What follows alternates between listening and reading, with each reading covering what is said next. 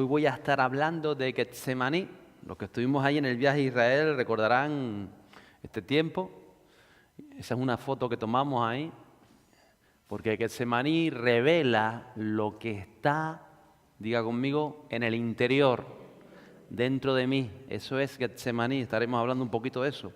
Y me gustaría ir al capítulo 26 del libro de Mateo. Si lo buscan, Mateo 26, de los versos 36 al 46. Dice así la palabra de Dios: entonces Jesús llegó con ellos a un lugar que se llama Getsemaní y dijo a sus discípulos: sentaos aquí mientras yo voy allá y oro.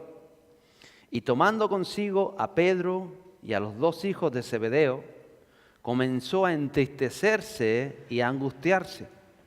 Entonces les dijo: mi alma está muy afligida, hasta el punto de la muerte. Quedaos aquí y velad conmigo. Y adelantándose un poco, cayó sobre su rostro, orando y diciendo: Padre mío, si es posible, que pase de mí esta copa, pero no se haga como yo quiero, sino como tú quieras. Vino entonces a los discípulos y los halló durmiendo. Y dijo a Pedro: ¿con que no pudiste velar una hora conmigo? Velad y orad para que no entréis en tentación. El espíritu está dispuesto, pero la carne es débil. Apartándose de nuevo, oró por segunda vez diciendo: Padre mío, si esta no puede pasar sin que yo la beba, hágase tu voluntad. Y vino otra vez y los halló. ¿Cómo los halló? Durmiendo, porque sus ojos estaban cargados de sueño. Dejándolos de nuevo, se fue y oró por tercera vez, diciendo otra vez las mismas palabras. Entonces vino a los discípulos y le dijo: ¿todavía estáis durmiendo y descansando? He aquí, ha llegado la hora, y el Hijo del Hombre es entregado en manos de pecadores. Levantaos, vamos, mirad, está cerca el que me entrega. Mientras todavía estaba él hablando, he aquí Judas, uno de los 12, llegó acompañado de una gran multitud con espadas y garrotes de parte de los principales sacerdotes y de los ancianos del pueblo. Y el que le entregaba les había dado una señal diciendo: al que yo bese, ese es, prendedle. Y enseguida se acercó a Jesús y dijo: salve, rabí, y le besó. Y Jesús les dijo: amigo, haz lo que viniste a hacer. Entonces ellos se acercaron, echaron mano a Jesús y le prendieron. Y sucedió que uno de los que estaban con Jesús, extendiendo la mano, sacó su espada e hiriendo al siervo del sumo sacerdote, le cortó la oreja. Entonces Jesús le dijo: vuelve tu espada a su sitio, porque todos los que toman la espada perecerán. ¿O piensas que no puedo rogar a mi Padre y Él podría a mi disposición ahora mismo más de 12 legiones de ángeles? Pero ¿cómo se cumplirían entonces las Escrituras que dicen que así debe suceder? En aquel momento Jesús dijo a la muchedumbre: como contra un ladrón habéis salido con espadas y garrotes para arrestarme. Cada día solía sentarme en el templo para enseñar y no me prendisteis. Pero todo esto ha sucedido para que se cumplan las Escrituras de los profetas. Entonces todos los discípulos le abandonaron y huyeron. ¿Conoce este texto? Y si no, si usted ve la película La Pasión de Cristo, creo que los primeros 20 minutos de película aproximadamente relatan ese tiempo ahí en Getsemaní. Si me pones la foto de Getsemaní, esa foto que tomamos, y quiero que vean algunas fotos que estuvieron ahí, esta la tomamos ahí. Hay olivos centenarios, por supuesto no son de la época de Jesús, porque cuando los romanos en el año 70 sitiaron Israel, cortaron todos los árboles de alrededor. Estos son de años más tarde, pero sí tienen varios siglos. Hay 8 olivos centenarios, están súper guardados para que sigue pasando, de que hay una foto más.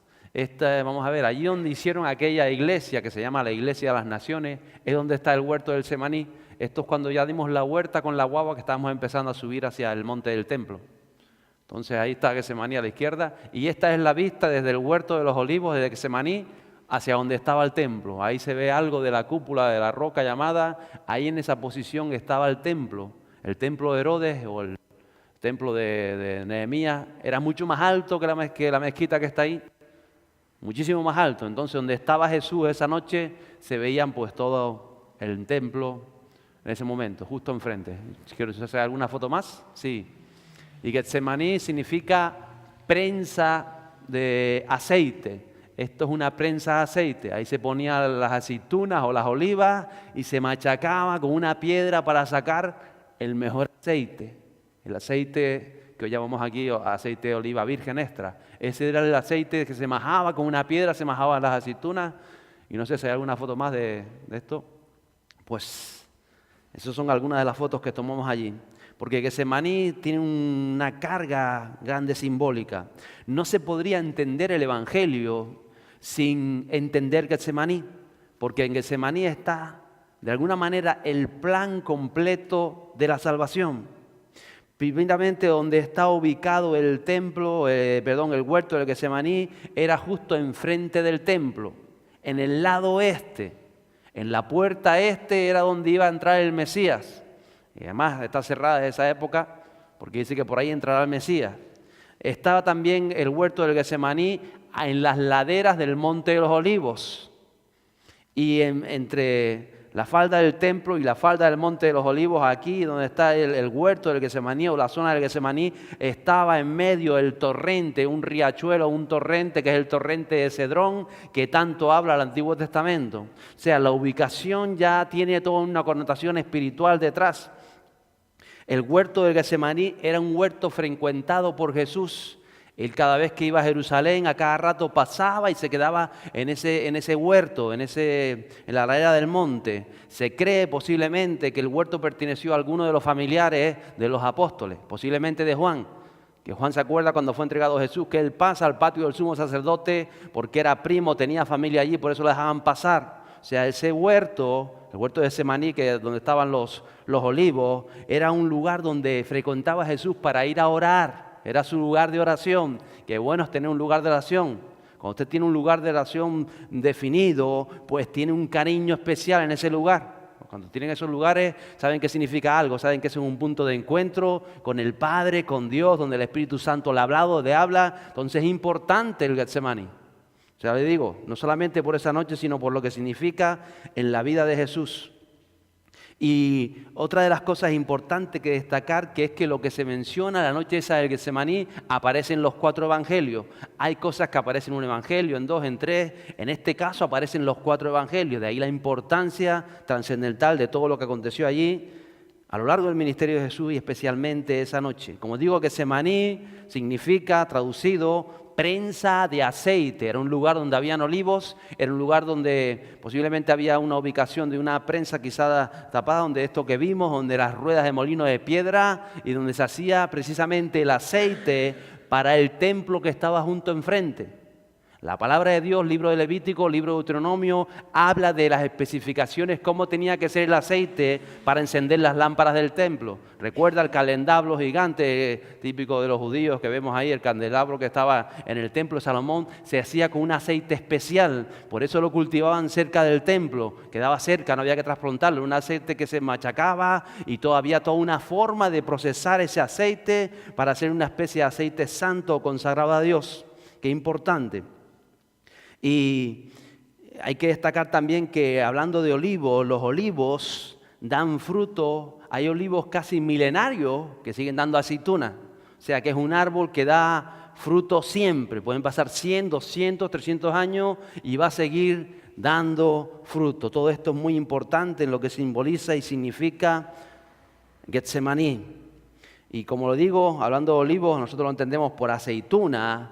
El proceso de hacer el aceite es importantísimo. Ya desde el principio, porque cuando usted ve el olivo y va a coger las aceitunas, se ve mucho en Andalucía, que también es zona de olivo, ellos agarran unos palos y empiezan a darle palos al árbol. ¡Tin, tan, tin, tin! ¿Para qué? Para que caigan las aceitunas. ¿O no? ¿Usted se imagina que usted que tiene que dar fruto y para que usted den fruto le tengan que dar palos? Eso ya de entrada. Y después todo el proceso que lleva. O sea que hay algo detrás ahí que tiene que ver con la palabra de Dios.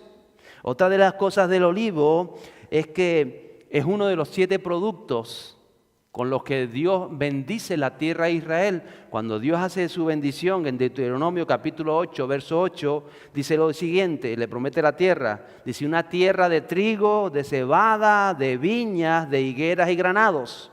Una tierra de aceite de oliva y de miel. Entra dentro de la bendición de Dios. Todo esto tiene un significado tremendo en el plan de salvación. Y por supuesto cuando Noé está casi ese año sobre las aguas, que está casi un año, y él suelta la paloma, dice que la paloma regresa al arca de Noé. ¿Y qué tenía en el pico? ¿Qué tenía en el pico? Génesis capítulo 8. Una hoja de olivo. Todo esto es tremendo, todo esto es impactante. Y la cosa cuando tú estás allí y comienza el Espíritu Santo a revelarte tantas cosas, y cuando lees el texto y comienzas a ver tantas cosas, ¿cómo las podemos aplicar en nuestras vidas? Qué importante es todo esto. El mismo capítulo 9 del libro de Jueces habla de una fábula. Jueces 9, 8 a 9. Dice que una vez los árboles fueron a ungir un rey sobre ellos y dijeron al olivo, reina sobre nosotros. Mas el olivo le respondió, ¿he de dejar yo mi aceite con el cual se honra a Dios y a los hombres para ir a ondear o a hacer grande sobre los árboles? ¿Por qué? Porque el olivo tiene toda una connotación espiritual, histórica y simbólica, hasta el punto que representa al Espíritu Santo de Dios, que después cae en el libro de Hechos como en lenguas de fuego sobre la iglesia. Todo esto es increíble para nuestras vidas hoy. Yo sé que nosotros leemos el Getsemaní y a veces nos da hasta pena. Y es cierto que pasó agonía, pasaron tantas cosas, pero es cierto que era el camino orquestado por Dios para que usted y yo seamos llenos del Espíritu Santo, de Pentecostés. Eso tiene que ver con Getsemaní. Y todo lo que aconteció en el huerto de los olivos con Jesús es paralelo a todo lo que ocurrió en el huerto del Edén con Adán. Por eso es importante todas estas cosas, porque Adán entregó, menospreció la palabra, la voluntad de Dios. Y sabemos lo que pasó en el huerto del Edén con Adán. A veces nosotros actuamos como Adán en nuestras vidas diarias. Despreciamos, desvaloramos, menospreciamos la palabra de Dios. Hacemos nuestra voluntad pensando que es más fácil si lo hago a mi manera. Jesús todo lo contrario. Jesús dice, yo sé que es más fácil hacerlo a mi manera. Pero el huerto de los olivos es precisamente lo que se rompió en el huerto del Edén. Lo que Adán despreció le costó a Jesús la agonía y la vida. Lo que estamos despreciando no somos conscientes del precio que ha pagado Jesús para que podamos creer. Y como no creemos, seguimos dudando, seguimos incrédulos, seguimos tantas cosas, estamos volviéndonos como Adán. Y convertimos el huerto de los olivos en un huerto del Edén tras la caída en nuestras vidas diarias. Todo esto tiene que ver con Getsemaní, porque a veces lo vemos a lejos, pero a veces lo estamos viviendo en nuestras vidas. Y Getsemaní es decir, voy a hacer la voluntad de Dios por muy difícil que me parezca, he dispuesto a hacer la voluntad de Dios. ¿Lo cree? ¿Lo quiere hacer usted en su vida? Cuéstele lo que le cueste, den un aplauso a Él y que así sea.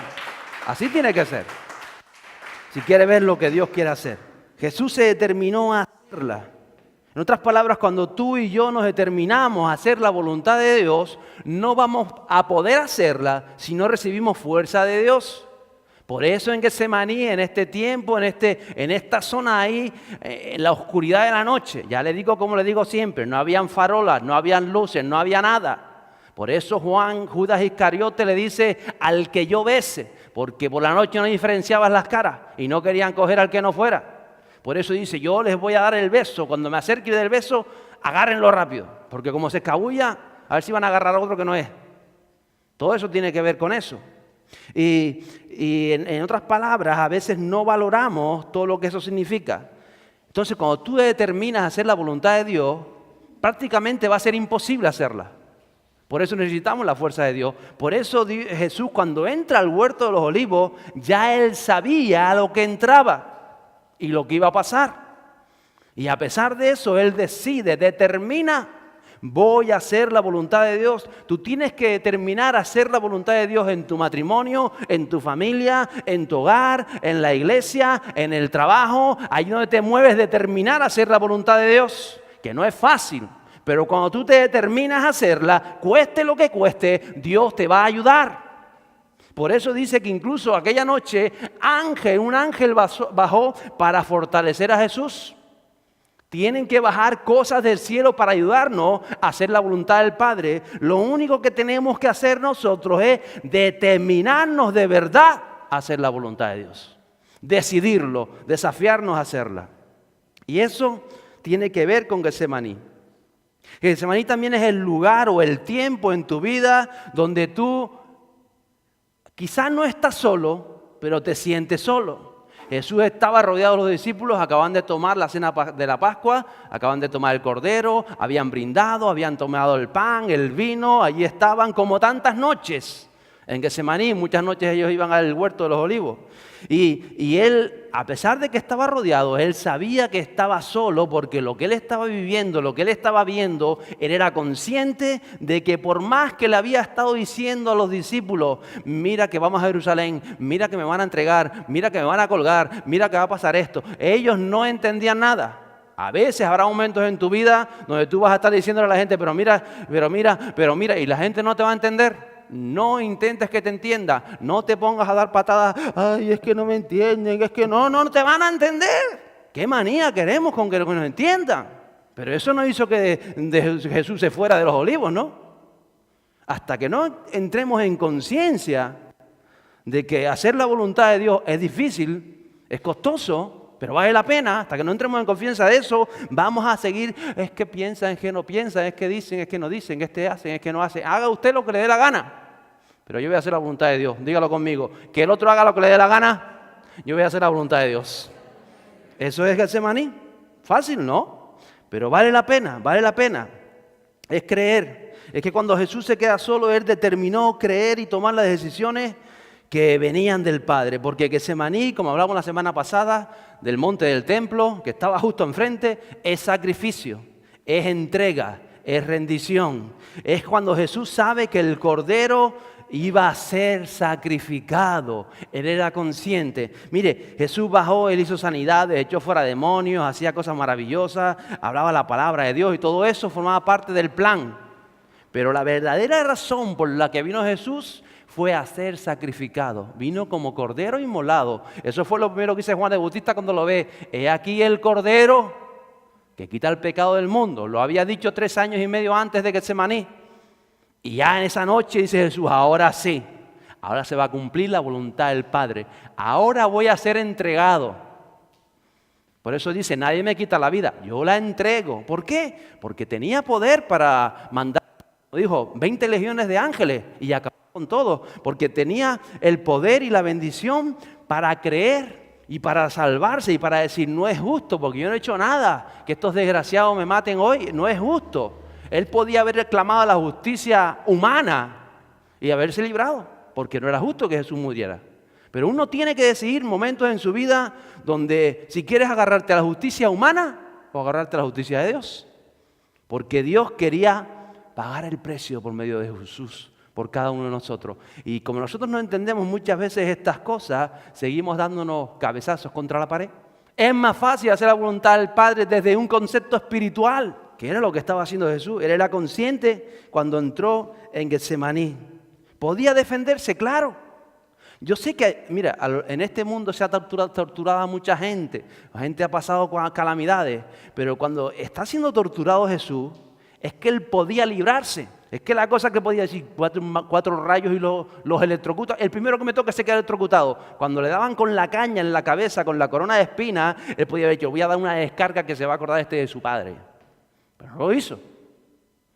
Esa es la fortaleza de este hombre, de Jesús. Que Él podía haber dicho, me los cargo, que se lo merecen. Pero no, dice que cayó su boca, enmudeció y cumplió el plan, cumplió la determinación.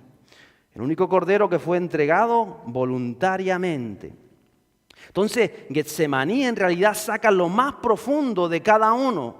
Como digo, ese huerto donde se prensaba la aceituna, se escarcha con una piedra gigante la aceituna y se muele y se muele y se tritura para que salga ese aceite. Que Getsemaní saca lo más profundo de cada uno. Es como estrujar cada uno de nosotros. Yo tengo aquí hoy algo así como lo que tiene que ver con Getsemaní. Algo traje yo. Getsemaní es esto. Imagínense que esto es usted. Usted está aquí tranquilo, ¿verdad? Getsemaní es cuando estamos aquí, estamos así, somos las personas y parece que no hay nada.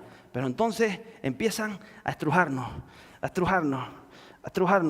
Y empieza a salir algo de nosotros y nos estrujan. Y empieza a salir algo. Y no sabíamos que estábamos así, pero nos estrujan como la prensa de amasar del aceite. Y empieza a salir lo que hay dentro de nosotros. Y sale. Y cuanto más nos estrujan, más sale. ¿Y qué es lo que sale? ¿Qué es lo que sale? Lo que hay dentro. Siempre va a salir lo que hay dentro. No puede salir lo que no hay. Entonces, ¿qué es lo que sale de Jesús en Getsemaní? Lo que hay dentro. Y está ahí y sale.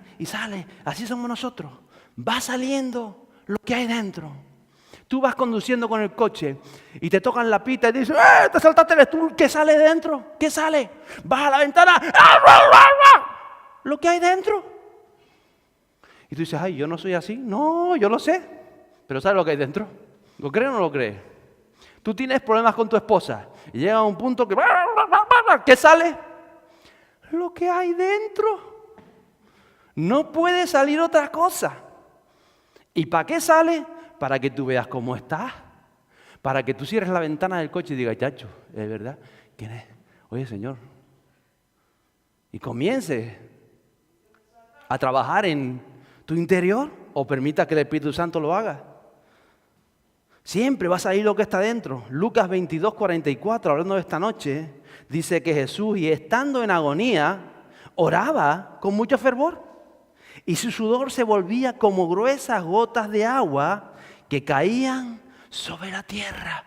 Porque Jesús esa noche estaba siendo exprimido. Por eso dice que aún su sudor, el hombre interior, el hombre espiritual, el alma, el espíritu, estaba haciendo en lo espiritual y en lo físico.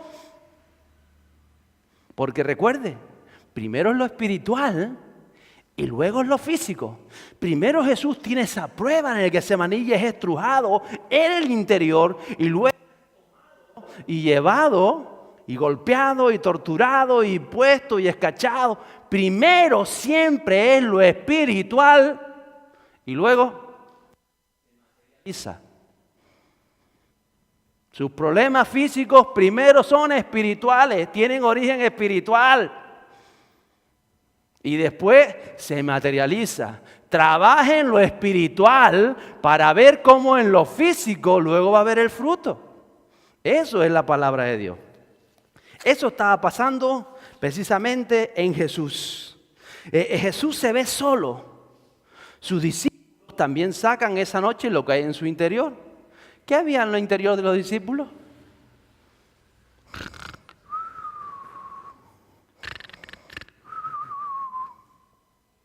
¿Y qué hacen cuando hay sueño? ¿Qué hace usted cuando tiene sueño? No siempre duerme. Si tiene que salir a trabajar, se levanta y va. Pero bueno, digamos que dormimos. Los discípulos dormían. ¿Cuántas veces la iglesia duerme? ¿Cuántas veces nosotros dormimos espiritualmente? Porque ya les digo, lo que está luchando y viviendo Jesús es algo espiritual. Esa noche los discípulos estaban que duerman, vigilen conmigo una hora, oren aquí. Los íntimos, los tres íntimos, Pedro, Juan y Santiago, oren conmigo una hora. Yo sé que los otros todavía, oren ustedes conmigo. Pero ¿qué hicieron ellos? Dormían. Y a veces un mensaje, a veces un problema, a veces la circunstancia, a veces algo nos despierta. Y nos despierta. Y después parece que nos volvamos a dormir. ¿Le ha pasado alguna vez? 3 veces. Llegaba Jesús, ¡hey, despiértense! ¡Oren! Y se va Jesús. Sí, estamos orando. Vuelve otra vez, 3 veces. ¿Cuántas veces en su vida le ha pasado que algo le despierta? Dice, voy a agarrar el toro por los cuernos, voy a empezar a buscar a Dios, voy a empezar a clamar porque hay una circunstancia, hay una adversidad, hay un deseo, hay un sueño, hay una predicación, hay un mensaje, hay una palabra, hay una oración, hay algo que lo despierta. Y después a la semana está otra vez durmiendo espiritualmente. ¿Le ha pasado o no? ¿A cuánto le ha pasado? Que levanten la pata delantera. Nos ha pasado a todos. Porque ninguno es mejor que Pedro, ni que Juan, ni que Santiago. Somos más o menos iguales. Más o menos. Getsemaní también es un lugar de intimidad. Ya les digo, Jesús acudía a orar allí. Jesús allí estaba con los suyos. Mire, yo no sé si cada usted ya tiene un lugar definido para orar, quizás su habitación, en la calle, en el paseo, o en la playa, o en el monte, yo no lo sé. Pero al final, cuando ya llegando mucho tiempo a ese lugar se convierte en algo especial. Porque usted ha recibido tantas cosas de Dios, y tanta visión, y tantas cosas, y usted ha hablado, y usted ha expresado, y usted ha cantado, y usted ha bailado, y usted ha llorado. Es un lugar especial, es la intimidad con Dios. Eso pasaba también en ese lugar. Y lo sorprendente cuando yo estuve allí y fui consciente de que enfrente mismo estaba el templo de Salomón o el templo de Herodes allí. Y digo, Jesús tenía que estar aquí enfrente con tanta riqueza espiritual a su alrededor. Es un lugar de conciencia. Ya le digo, Jesús entró y acudió allí con los objetivos claros, definidos. Él cuando entra a ese lugar, Él sabe que va a cumplir su misión. Ya le digo, y Él tenía que morir por las almas, por cada uno de nosotros. Es como donde Jesús recibió esa fortaleza del ángel, porque todos necesitamos fortaleza de Dios y podemos pedírsela a Dios. Bueno, Señor, fortaléceme en esta adversidad, en esta prueba que estoy pasando, en aquello que estoy viviendo. Señor, te diste cuenta, bajé la ventana, insulté otra vez al tío. Señor, fortaléceme. Quiero quitar eso de mi interior, esa ira, esa agresividad que creía que no estaba, pero que está y que sale precisamente cuando me estrujan, es cuando sale. Cuando me pinchan es cuando sale. Y entonces tú tienes que saber lo que tienes por dentro. Todos tenemos que conocerlo. Si es para que nos camos, y todo eso tiene que ver con Getsemaní. Fue el lugar donde llega Judas, el traidor, ¿y qué le hace? Maestro. Es el lugar de la traición también. ¿Se da cuenta? Y dice que él no llegó solo, llegó con una turba de gente. Otros evangelios dicen que llegó con parte de soldados romanos, llegó con los soldados del templo, llegó con palos, llegó con antorchas, llegaron con rabia, con odio, llegaron ahí. ¿Y saben lo que hace Jesús cuando llegó ante sus enemigos, ante aquellos que lo odiaban, que lo criticaban, que sabía que iban a torturarlo aquel menos de 2 horas? Lo recibe y le dice, Judas, con un beso entregas al maestro. Ven, yo te lo doy. ¿Qué hace usted con la gente que lo critica? ¿Qué hacemos con la gente que nos odia? ¿Qué hacemos con la gente que nos hace la vida imposible? ¿Qué hacemos? ¿Qué saca de nosotros? Salió lo que había en Jesús y tuvo misericordia. No dijo, y me vas a dar un beso, traidor, asqueroso, hediondo. ¿Le dijo eso? ¿Por qué lo hacemos a veces nosotros? Dijiste eso de mí, te mato, te mato, te mato. Ya no te odio, ya no te miro. ¿Somos o no somos así? Si no somos así, gloria a Dios. Y si vamos mejorando. Se trata de conocernos. Se trata de verdaderamente qué estamos viviendo. Porque todos pasamos por Getsemaní. Mira, es el lugar donde los discípulos le abandonaron. Yo no sé quién corría más, pero corrieron por patas, bajaron todos y pasaron por los olivos. Algunos se escondieron en el olivo para que no lo cogieran. Acababan de cenar, se lo habían pasado toda la semana juntos. Vieron lo que vieron, vivieron lo que vivieron. Y en ese Getsemaní, no solamente que no lo acompañaron en oración, sino que salieron por patas. ¿Qué hace Jesús cuando ve que a todos se lo dejan solo y salen por patas? Yo lo sabía, manada de traidores, golfo. Si yo no me junto. Dijo eso. Mire, la gente, tarde o temprano, hay gente que lo va a traicionar. Son personas. Hay de todos los caminos del Señor. ¿Qué va a hacer? Yo sé lo que hizo Jesús. Pedro, me vas a negar. pero yo he rogado por ti para que cuando vuelvas confirmes a tus hermanos. ¿Es o no es? Interceda por ellos. Ámelo a la manera que los amó Jesús. Fíjese, los abandonaron esa noche. Fue el lugar Getsemaní donde Jesús hace su última sanidad en esa condición. Dice que sale Pedro en otro de eso, tenían dos. Pedro saca la espada, cuando ve aquello, le corta la oreja al criado del sumo sacerdote. Otro evangelio dice un tal llamado Malco. Y Jesús dice, qué bueno, aquí hay uno que me defiende. Aquí con uña. Dijo eso Jesús. Pedro, guarda esa espada. Porque al que a hierro mata, a hierro muere. ¿Y qué hizo Jesús con la oreja de Malco? Es la última sanidad que hace en su condición. Dice que agarra la oreja del suelo y se la vuelve a colocar a su enemigo, al que luego la ataría y los posaría.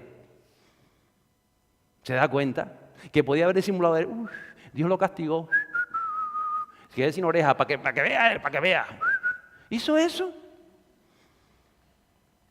A sus enemigos, cuando estaba siendo entregado. Cuando fue esa turba, con odio, con ira, con esto, con lo otro, Él hace una sanidad y le vuelve a colocar la oreja en su sitio. ¿Se da cuenta lo que es Getsemaní? ¿Por qué? Porque de Jesús sale lo que había dentro. Padre, yo te pido que tú pongas la oreja en su sitio, Señor. ¿Por qué salió natural? O dijo, ay, Malco, yo te iba a pegar la oreja, pero como tú eres un incrédulo y no crees, no te la voy a pegar. ¿Dijo eso? Hasta en los momentos de Getsemaní va a salir lo natural, lo que está trabajando el Espíritu Santo en nosotros. Eso es lo natural. Y Jesús sabía que aún Malco y aquellos que venían a entregarlo estaban necesitados del Espíritu de Dios. También por ellos iba a morir. Mire, Jesús también murió porque al que a ti te hace la vida imposible en el trabajo, por Él también murió Jesús. Y hasta que tú no lo entiendas o yo no lo entendamos de verdad en lo espiritual, vamos a seguir pensando que el jefe es un ogro, que el vecino es un sinvergüenza porque me rompe el coche, y que el otro, y que el otro, y que el otro, y que tu cuñado no sabe, y que tu suegra es la peor de todas las suegras. Vas a seguir pensándolo, salvo que piense que Jesús dio su vida por ellos, al igual que por nosotros. Y como Jesús sabía que iba a entregar su vida también por Malco, le pone la oreja a este hombre. Qué bueno, qué importante es ver todo el trasfondo espiritual de las cosas.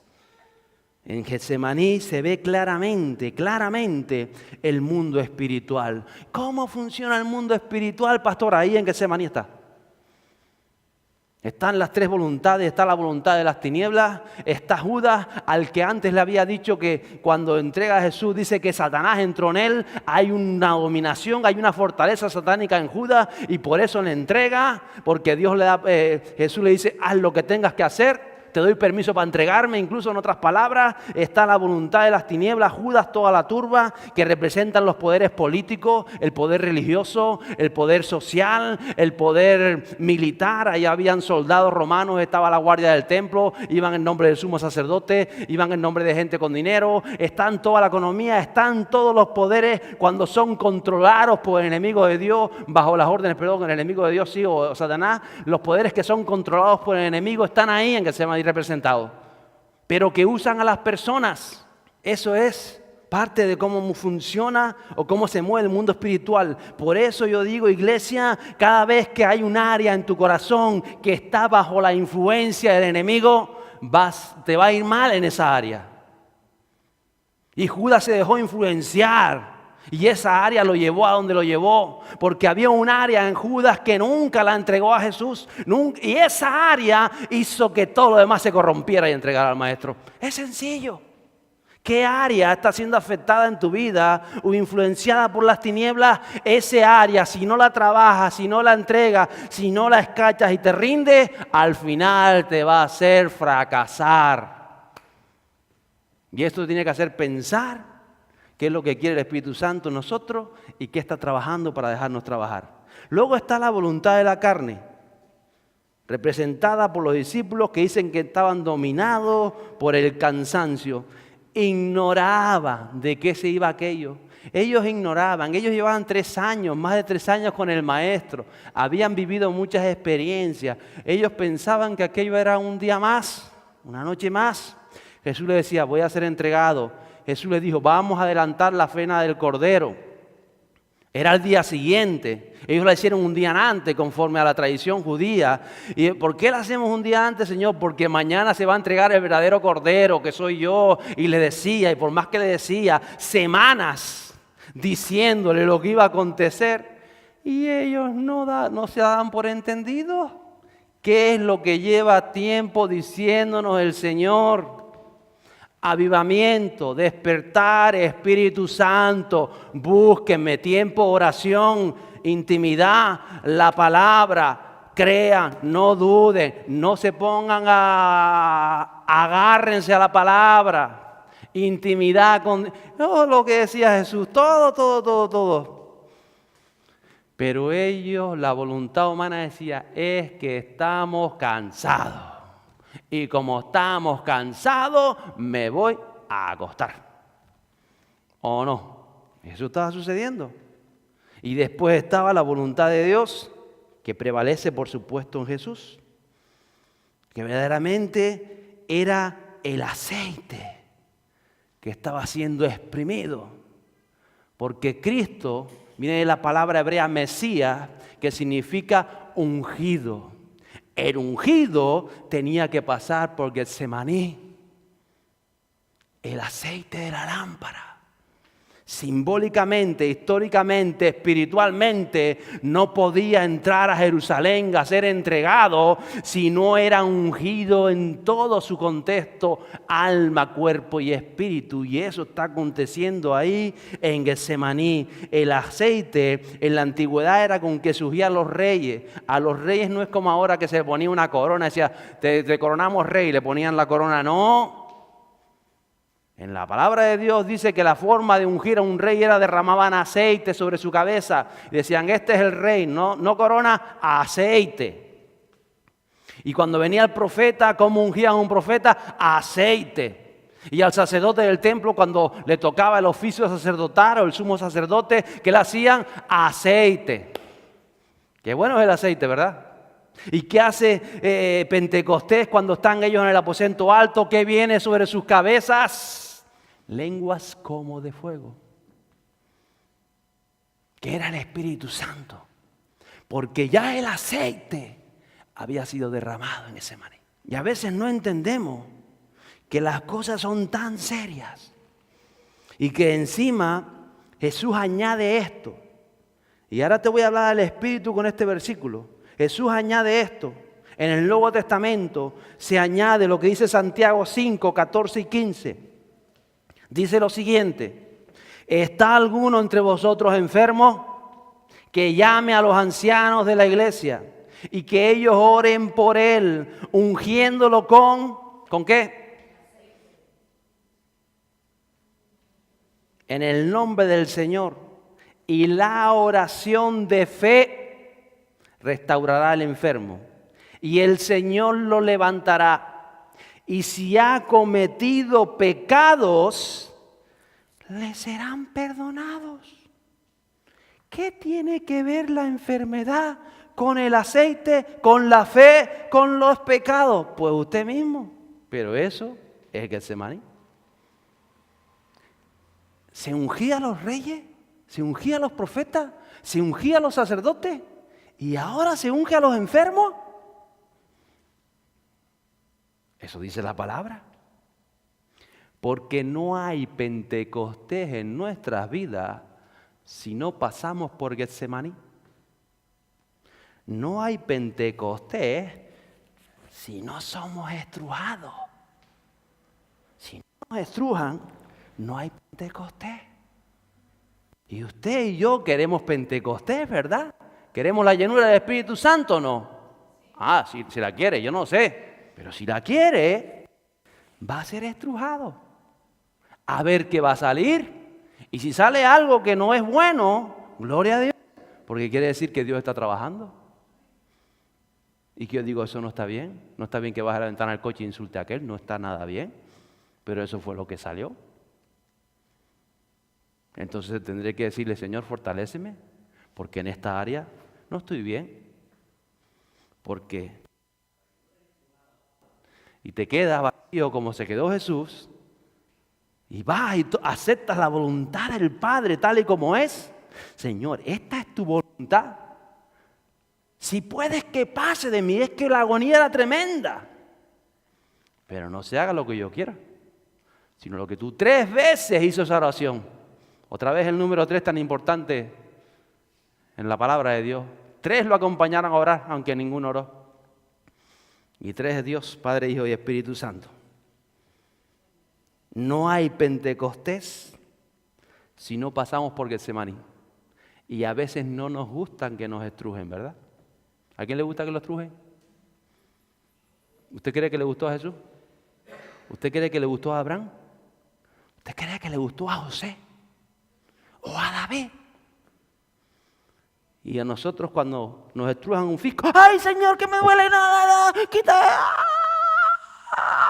Ponemos el grito en el cielo. Y dice, pero no me están pidiendo Pentecostés. ¿Quién está pidiendo Pentecostés? ¿Quién está pidiendo avivamiento? ¿Hay alguien pidiendo avivamiento? ¿Lo quiere o no lo quiere? Pasemos por Getsemaní. Lenguas como de fuego se posaron sobre la cabeza de los discípulos. Fueron ungidos con el mismo aceite en fuego del Espíritu Santo de Dios. El aceite que honra a Dios en nuestras vidas. Se produce y brota pasando por Getsemaní. La pregunta es, ¿qué sale de nosotros en los momentos más duros? ¿Qué sale cuando tengo un conflicto con mi esposa? ¿Qué sale cuando pierdo el trabajo? ¿Qué sale cuando me critican? ¿Qué sale de mi vida cuando pasa una enfermedad? ¿Qué sale cuando me traicionan? ¿Qué sale cuando me dejan solo? ¿Qué sale cuando no me entienden? ¿Qué sale cuando el mismo pastor se equivocó, hizo esto y lo otro? ¿Qué sale de nosotros cuando una ovejita te lanza piedras? ¿Qué sale? Porque esto es recíproco siempre, y acuérdeselo siempre. Esto siempre es recíproco, porque mira que está a su lado, todos somos personas. Todos somos hijos de Dios si hemos servido a Jesús. ¿Lo cree o no lo cree? ¿Qué saldrá de nosotros? Y yo le doy gracias a Dios porque sé que está saliendo en muchos lo que Dios está esperando. Y vamos hacia adelante. Alégrese en Getsemaní. Pídale fortaleza a Dios en la necesidad, en los problemas. Diga, Señor, fortaléceme porque yo me he determinado a hacer tu voluntad. Y va a ver lo que hace Dios en su vida. En el nombre de Jesús.